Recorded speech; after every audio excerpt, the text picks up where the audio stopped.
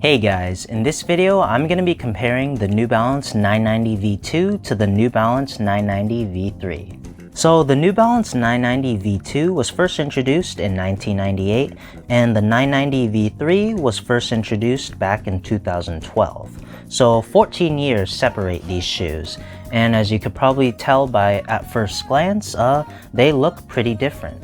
As I always do in all my comparison videos, I'll be doing a full side-by-side overview of both shoes, and I'll be doing a full on-feet comparison, and at the end, I'll do my thoughts and opinions on sizing, comfort, quality, and overall design of both shoes. Starting with the toe boxes of both shoes, both consist of a suede mudguard, some panels of synthetic nubuck, and an overall mesh toe box.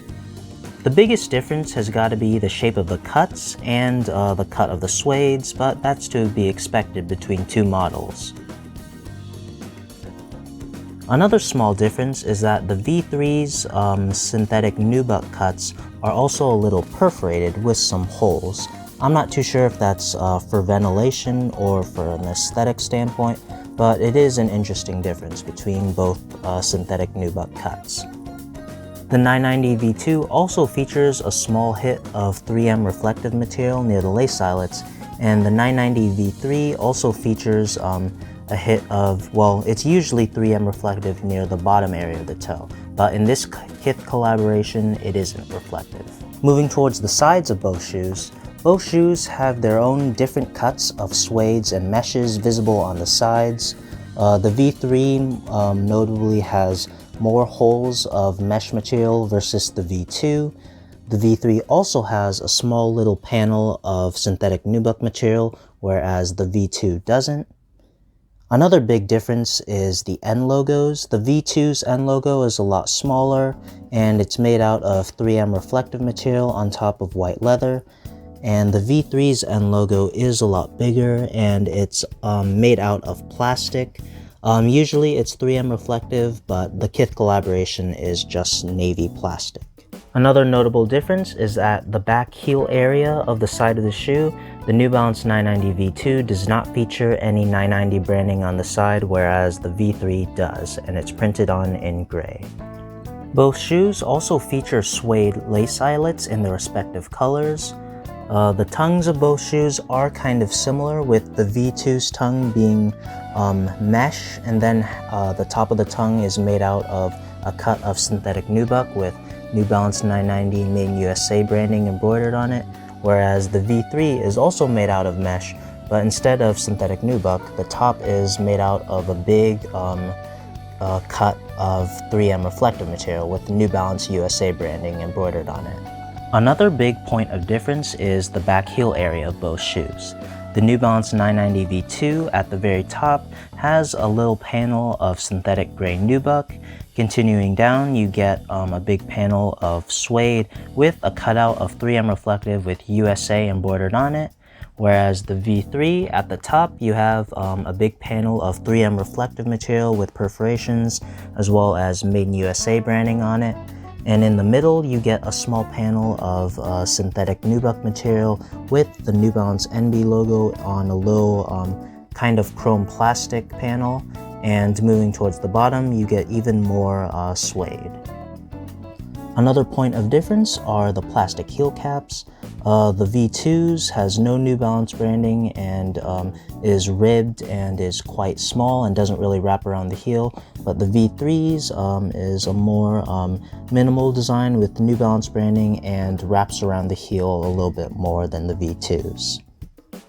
Another big difference between both shoes has got to be the ankle lining.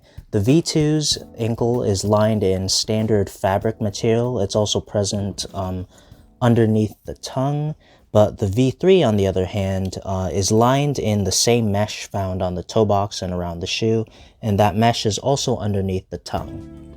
It's also something interesting to note that the V3 is the beginning of the ankle area being lined in mesh. The V4 and the V5 are also lined in the same mesh used around the shoes as well. Another notable difference between both shoes is the midsole cushioning technology. Besides the difference in shape and design, the V2 features an Absorb midsole, whereas the V3 features New Balance's signature end cap midsole. Later on in the video, I'll go over the comfort of both shoes and tell you the difference between Absorb and end cap. The last point of contention between both shoes is the outsoles. There are a lot of differences, most notably the V2 has a New Balance N logo in plastic at the bottom in the middle, and the V3 has a cutout of carbon fiber. But I'd say the biggest difference has got to be the traction. In my opinion, the V3's traction is a lot better suited for running. And although the 990 has always been a running shoe ever since the V1, I'd say the V1 and V2 are more suitable for lifestyle wear today, whereas the V3 and Beyond are still great contenders for performance running shoes, especially with the outsole traction. So now that the side-by-side overview of both shoes are out of the way, I'll lace them both up and do an on-feet comparison.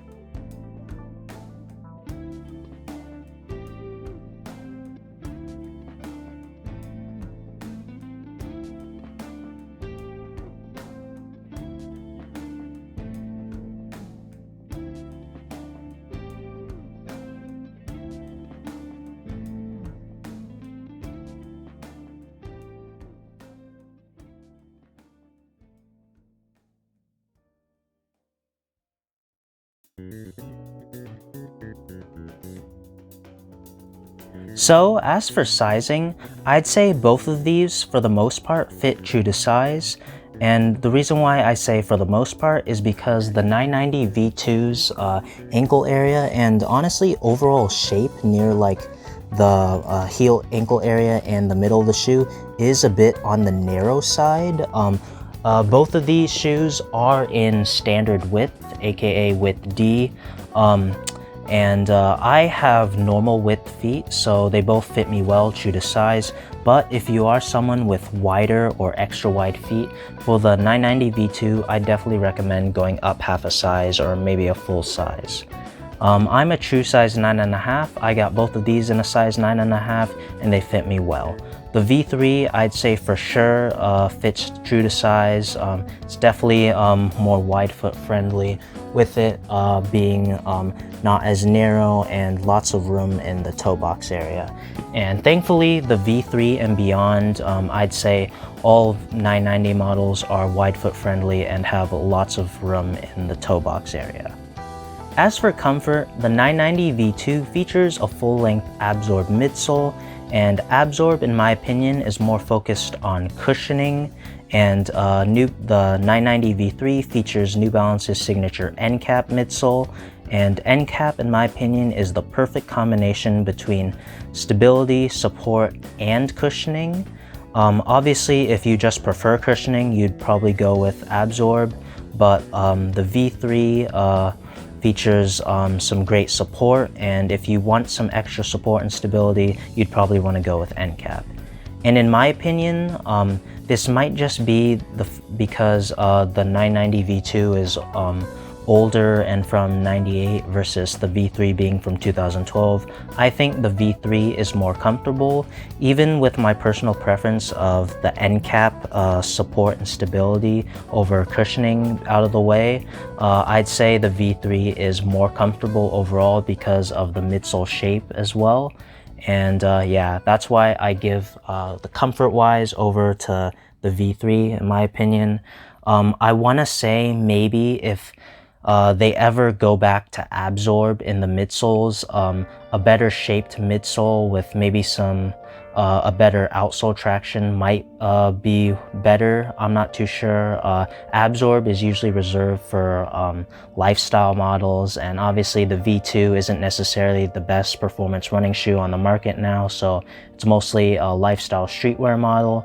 So I'd say stick with end cap if you're looking for the best combination of support, stability, and comfort, and even for a performance running shoe. As for quality, both of these shoes are obviously made in the USA, so they all have excellent quality suedes, meshes, and other materials used as well. They feel great in hand, they feel nice and soft around your feet as well. The softness of the materials around your feet is what also makes both of these shoes really comfortable too. So definitely both excellent quality shoes. One thing to note is that neither of these are OG models. The V2 is obviously a retro, and the V3 is a special Kith collab that came out this year, so I can't exactly do a one-to-one quality comparison between OG models, but right now you can't really buy any OG models, so you'll have to stick with retros, and I gotta say both of these retros slash collabs are excellent quality. In terms of designs and aesthetics, I'd say the V3 most likely resembles a performance running shoe that you'd buy at any, like running store. That's not necessarily a bad thing, but because of that, I personally like the V2 a little bit more since it's more on the lifestyle casual design aesthetics. But the V3 is definitely not ugly or anything, but it definitely resembles like kind of a chunky dad's shoe, running shoe type sneaker. But I prefer the sleekness and design of the V2 overall versus the 990 V3. So yeah, that's the 990 V2 and the V3 compared. I'll definitely have a longer, larger video of all 5 990 models being compared to each other. It won't be a side-by-side comparison, but just comparing their notable differences and changes. It's definitely going to be exciting to compare all 5 models, and when 2022 comes along, it's definitely going to be fun to compare the all-new V6 with the V5 and the previous models. What do you guys prefer, the V2 or V3? As I said, I prefer the V2 for looks alone, but the V3 is definitely still an excellent sneaker, and I definitely love this Kith collaboration, so let me know in the comments. So that's gonna do it for this video. Like and subscribe if you enjoyed, follow me on my socials, and I'll catch you in the next one.